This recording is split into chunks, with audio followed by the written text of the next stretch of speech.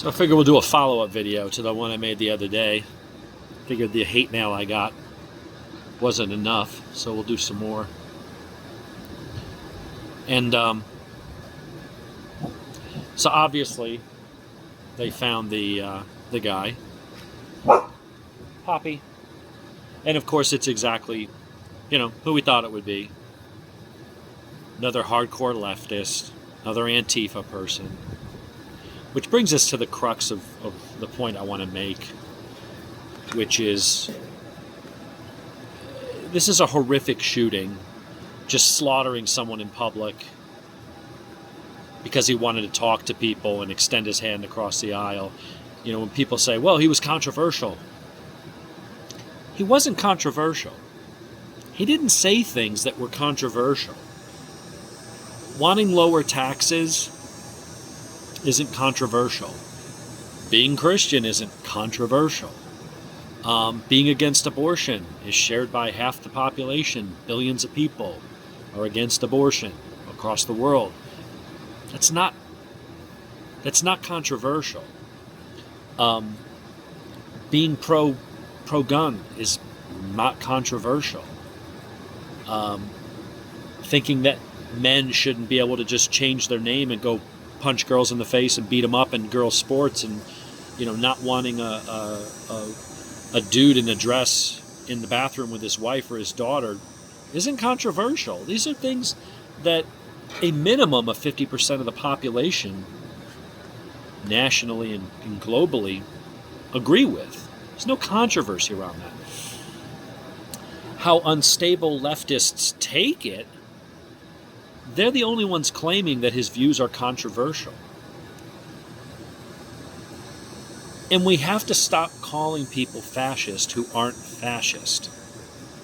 That's the point of this discussion, is that, I know you can say, well, the left blames everything on the right. You're on the right, you just blame everything on the left. I'm blaming this on the left. There are plenty of things I disagree with my party on. I argue with my conservative friends about things all the time. Even on some gun issues. I try to be open-minded about certain things. But what is there to be open-minded about going around assassinating people who are saying words? Now, words can hurt feelings, and words can lead to inciting violence. And here's the thing. For everybody claiming, well, his words caused this. His words didn't. Charlie Kirk wasn't saying anything radical. He wasn't saying anything that the average American wouldn't look at. Because there's what he says and there's what people say he says. And a lot of people, the people that are probably most vocal against him, are kind of like, the people that were so vocal against Rush Limbaugh. And it's, how many of them actually listened to what he said? I'm reminded of an episode of Family Guy, the one with Rush Limbaugh in it. And he comes to town, and Brian, of course, the dog being the super liberal one, like, oh, this guy's terrible, he's done this, he's done that. And he gets in Rush Limbaugh's face, and he's giving him shit, and Rush is like, well, what exactly do you disagree with me? Well, everything, give me something. Well, and he couldn't come up with anything. And he's like, Brian, have you ever actually read anything I've written? I actually thought Rush Limbaugh was really cool for working with Seth MacFarlane on Family Guy, because Seth is very, liberal. But obviously they had some kind of mutual respect there, because Rush did the show, did Family Guy, did voiceover work a couple times. But he did a whole episode with Rush Limbaugh. And he's like, Brian, have you ever read anything that I've written? Well, no, sir, I haven't, but I've read what other people said you read, and I do not approve. And he's like, Jesus, Brian, will you just read the book and tell me if you agree with it or disagree? And I'm reminded of that because I feel that the people who talk about, well, what he says is hate, and this is hate, and that's hate, probably never actually watched an interview with him. They never saw him out there in good faith having discussions with people, specifically that disagree with him, because he wants to find if there's some common ground that as people we can come together. Because whether we agree or not, we have to live together. We have to work together. We might be in the same family as each other. There's got to be some common ground for a society to, you can't be divisive forever. It leads to war eventually. And his belief system, tells him to avoid that at all costs.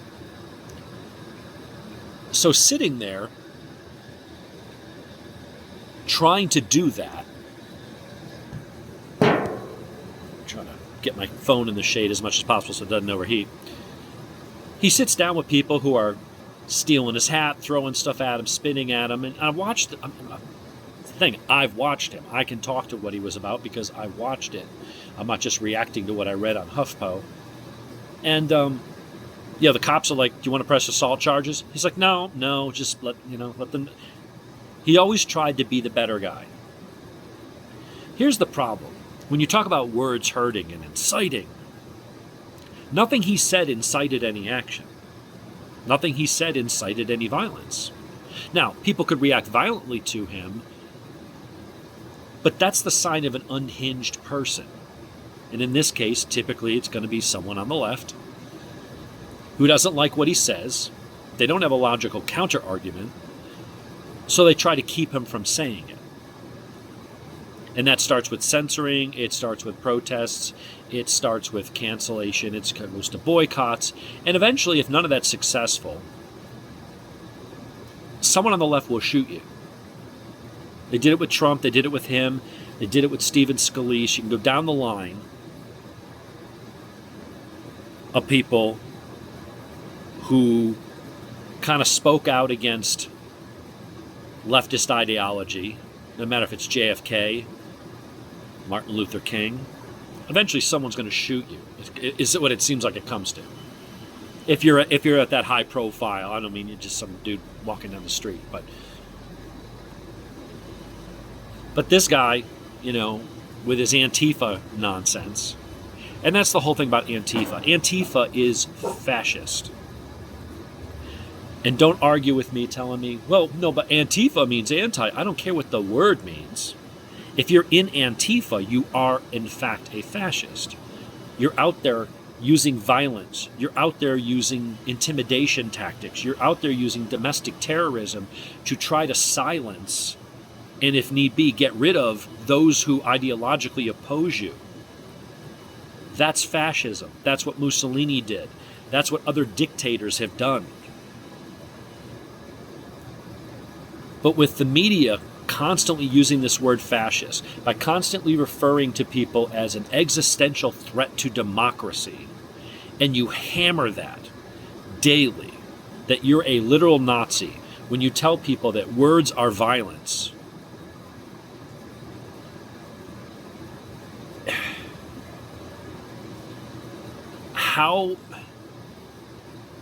what did Charlie believe that was fascist? Lower taxes doesn't make you fascist. Believing in God doesn't make you fascist. Believing that abortion is killing a baby isn't fascist. Believing that we should enforce our borders isn't fascist. Believing in the Second Amendment isn't fascist. Believing that men don't deserve to be in women's sports isn't fascist. Believing that there's only two genders and anything else is probably some form of mental illness is not fascist. Believing in law and order and the military isn't fascist. Believing that we should support Israel and protect them from genocide by Muslim terrorists isn't fascist. Charlie Kirk wasn't a fascist. Trump's not a fascist. Elon Musk is not a fascist. I'm not a fascist. My wife isn't a fascist. Jimmy and Cameron aren't fascist. My parents aren't fascist. But everybody, the media would have you believe that anyone that believes is Charlie Kirk, that's dangerous. That's dangerous thinking that men don't deserve to be in women's sports. That, if you're for lower taxes and pro-military, man, that's dangerous. If you think murdering babies is wrong, that's dangerous. And when you hammer everybody with that and you convince people that words are violence and someone's fascist and fascism means that is, you're the worst of the worst and that you are a threat to civilization, is it any wonder that some whack job on your side goes, you know what, I'm going to save the country, I'm going to save this, and they take it upon themselves to take up arms and go shoot and try to kill or, in fact, kill somebody. The media on the left has literal blood on their hands because of this. There's no other way to look at this. right? How else would you look at this? Most of the political violence, I know last time I said most violence. People took issue with that. Well, go look at the damn stats. Look at who's committing the crimes. Go to the Uniform Crime Reports. Look at it by race. Look at the voting records and the analytics around that and determine, well, if most of the crimes committed by this group and that group is 93% supportive of that party, thereby, if A plus B equals C, whatever, do the math, right? You can say with a high degree of certainty that a majority of the crime comes from this side of the coin. BLM and Antifa, it's not MAGA. The people who shot up a baseball game and shot Steve Scalise wasn't MAGA. That was Bernie Sanders supporters. Most of these latest school shootings and trans people going crazy and shooting up schools and murdering children in Catholic schools and churches, that's not MAGA. This guy that shot Charlie Kirk, not MAGA. The people that shot at Trump, not MAGA. Go down the list and you'll see a couple. Obviously, nothing's 100%. You're going to see a couple, a small portion of the list that you can ascribe to conservatives. And then you're going to see a much bigger friggin' list on the left. That's just the way it is. If you don't like that, change it. Don't attack me. Don't attack conservatives pointing out statistics, pointing out data, pointing out math. That doesn't make us fascists. There are no fascists other than the ones walking around proudly calling themselves Antifa. They're the ones that are out there shooting at people. They're the ones that burned our cities, did billions in property damage. They're the ones out there right now marching and supporting in favor of Hamas. They're the ones fighting to keep MS-13 gang members here. They're the ones out there wanting to see Israel and Jews killed. That's not MAGA. Go look at all the protests and look at what happened. Charlie Kirk was assassinated. Where are the riots from the right? Where are the cities burning? Where are the massive protests from the right because one of ours was gunned down? Ask yourself that if the roles were not reversed, if this was a prominent Democrat or liberal or black figure that was assassinated today in 2025, that there would not be massive protests, there wouldn't be civil unrest, there wouldn't be highways shut down, there wouldn't be cars being burned. You know that that's the truth. If you're an intellectual coward and you don't want to admit it because it makes you look bad and makes you look bad by association for being on that side, I understand that. But don't sit here and lie and pretend, oh yeah, both sides are just as bad. Both sides are not just as bad. Stop it. Both sides have some issues. Is it coming into my property? Both sides have issues. But we're not the same. Charlie was a pacifist. Charlie was someone who preached love, not hate. Charlie's mantra was we should be able to sit down and talk and not resort to violence, because if we don't talk, it's probably where things end up. And they murdered him for it. They proved him right. And when you've got some doofus college kid out there thinking, I'm going to kill fascists, I'm going to punch a Nazi. Well, there aren't any fucking Nazis. There aren't any fucking fascists other than people like him. So go look at the dude in the mirror and punch that guy.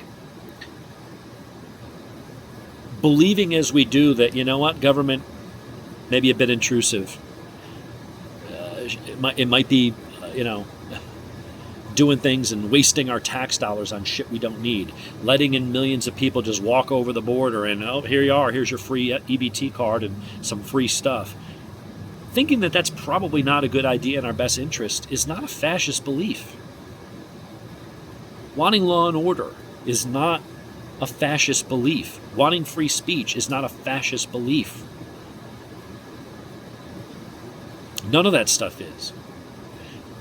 But if we allow the media, and what's enraging about this is the media, well, we need to, both sides need to kind of tone down the rhetoric. Fuck you. Our side doesn't have the rhetoric, not at a level that you see coming from the left. We're trying to have conversations. We're the ones being shot at, not doing the political shooting. 90% of that violence is coming from the left. We're the targets of it. We're the recipients of it. We're not the cause. We're not the ones instigating it. We're not the ones committing the vile acts. So telling us to tone down the rhetoric so that they don't feel compelled to shoot at us as much, that's a pretty shitty argument, and it's a pretty low stance to take. That you need to tone down your rhetoric. Well, what rhetoric are you talking about? I'm just trying to have a conversation. Well, we don't want to have a conversation. If you insist on having a conversation, someone on our side is likely to shoot you. So you better just shut up and do what we tell you, or you might face more violence from us. That's what the left is telling you. That's what the media is telling you. When they say, you all need to tone down the rhetoric. Find me something that Charlie said.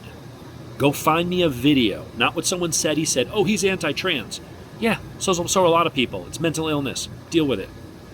That doesn't mean he wanted violence against them. It doesn't mean that there was any hate behind it, but acknowledging that you can't just change what you are, that you can't just override DNA and biology just because you feel something, isn't hate.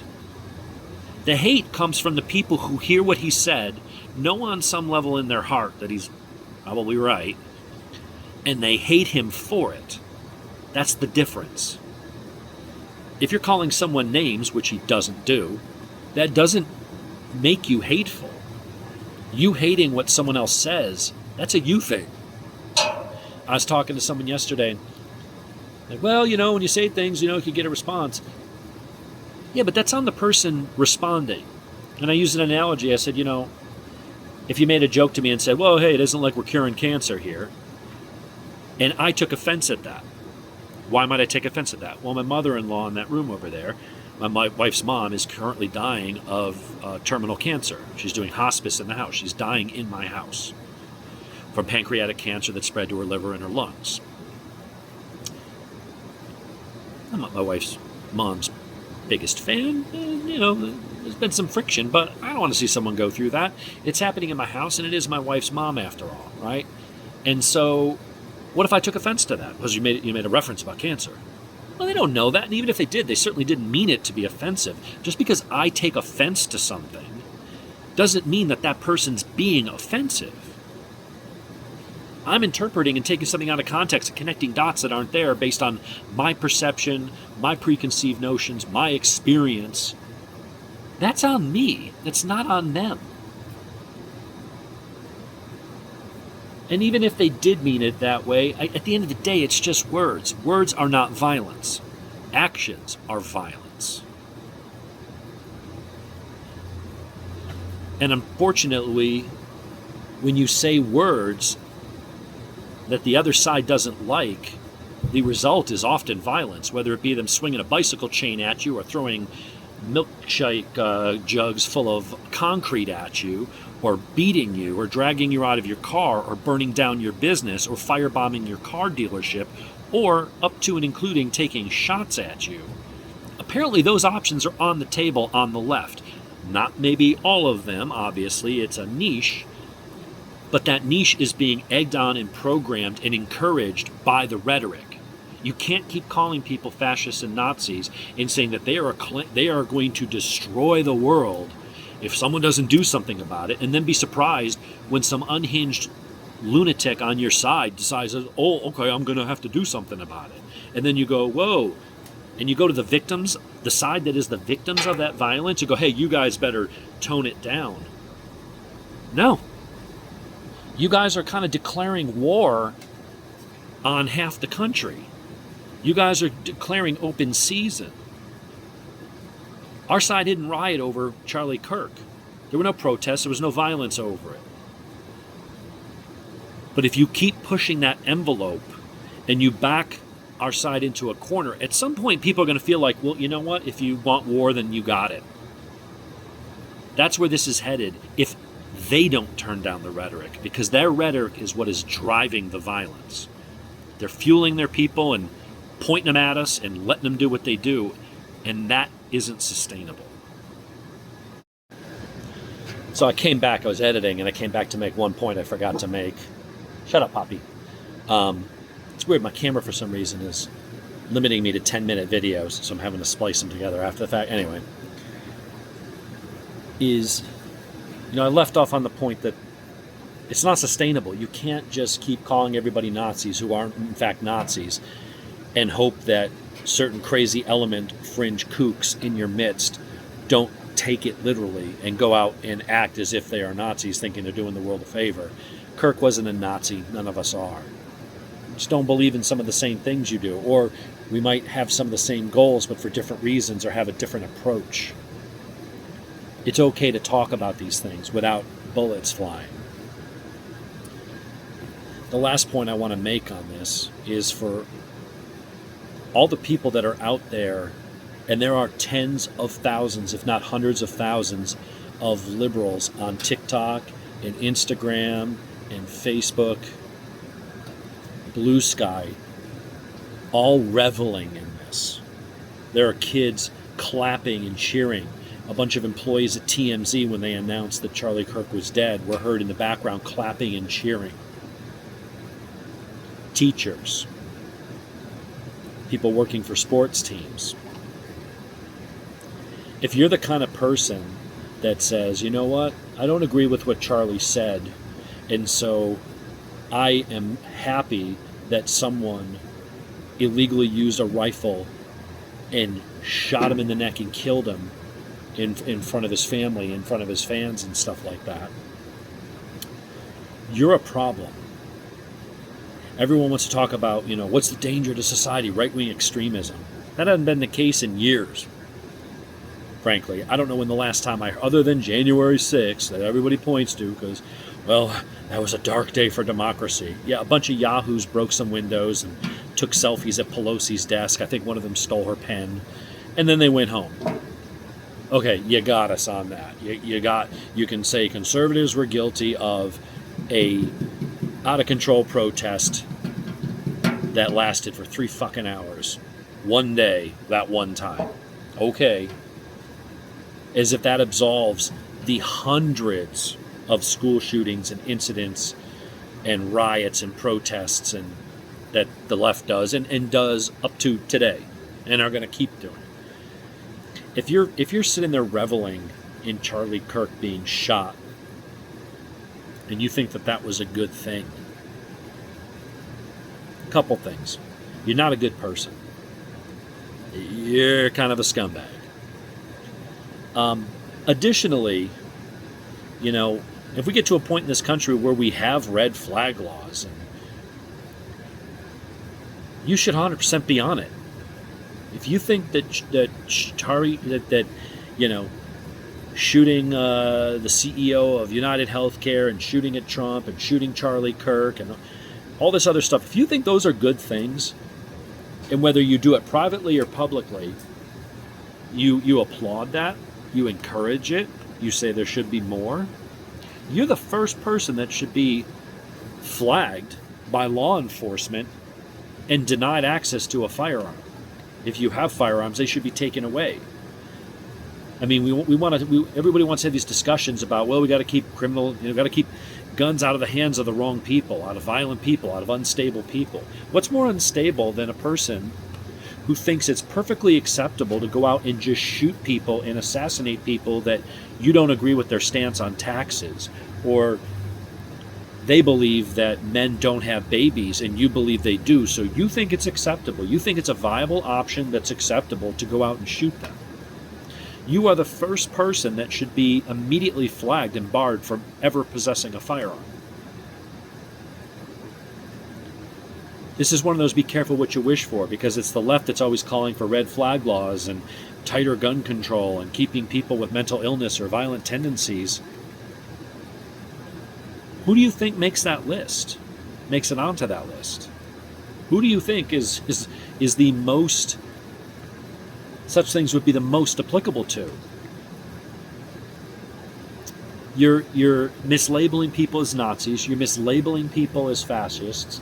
You are, even if you're not the person pulling the trigger, if you're the one that's out there cheering for it, laughing about it, you think it's funny, you think it's hilarious that a father of two and a guy out there trying to make a difference. Again, whether you agree with his politics or not, the guy's out there being nice. He's out there talking to people. He's encouraging people to debate and have discussions. And you think that blowing his head off is a good thing? As pro-gun as I am, as pro-Second Amendment as I am, you don't deserve to be anywhere near a firearm. You don't deserve the right to have that. You are the first person that, if red flag laws existed, should be on the do not buy list. What a horrible thing to say.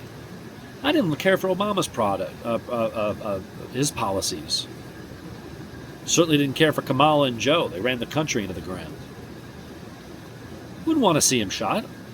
Wouldn't want to see their families go through that. And to sit there and say that you think that that's good, you think that that's a viable option, that's what should happen to people who disagree with you, people who cross you, people that don't believe as you do, should meet the end with a bullet. Do you not understand how fucked up that is? And that in addition to the media fueling the rhetoric, pumping people's minds full of this nonsense that anyone who doesn't believe as we do, anyone that says that men can't have babies, anyone who says that, we should probably enforce our borders and be a little stricter on who we let in, deserves to die. That drives people to do it. But then if you support that, how are you any better? How are you not part of that same problem that creates this environment where if you just don't like people and you don't like what they have to say, you just fucking shoot them? And you think it's funny. Wouldn't be funny if it was your dad, your uncle. And if it was some prominent member on your side of the aisle, y'all know what you'd be doing. Cities would be burning. You guys riot and burn down your cities and attack people and cause billions in property damage and murder folks when drug dealers and gangbangers get killed. The lowest dregs of society, you get violent, and because you side with them. Imagine if it wasn't a gangbanger or a drug dealer that got shot while resisting arrest. If you guys are willing to burn your cities down and attack people and protest and all that, when it's a legit scumbag like George Floyd, what would you do if it was Obama? What would you do if it was Bernie Sanders? I don't agree with any of them, but I don't wish any ill on them. I'd like them to shut up and just stop with their nonsense and see the error of their ways. But I would never want violence on them. And most people on my side are the same way.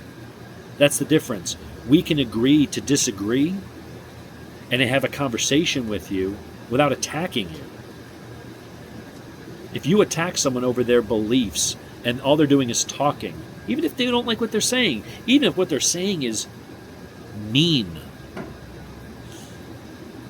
it doesn't give you an excuse to do violence. It doesn't give you an excuse to murder them. If you applaud that, you're a scumbag. And if you think violence is a viable option against words, and murder is okay if you don't like what the person says, you shouldn't be allowed to own a gun. That should be an immediate red flag. That should be immediate barred. Boom, you do a background check. You get flagged as nope. That person's prone to violence. That person has violent tendencies. That person's likely to go commit a crime. Why wouldn't you? Prove me wrong. Anyway, now it's the actual end of the video. We'll see you.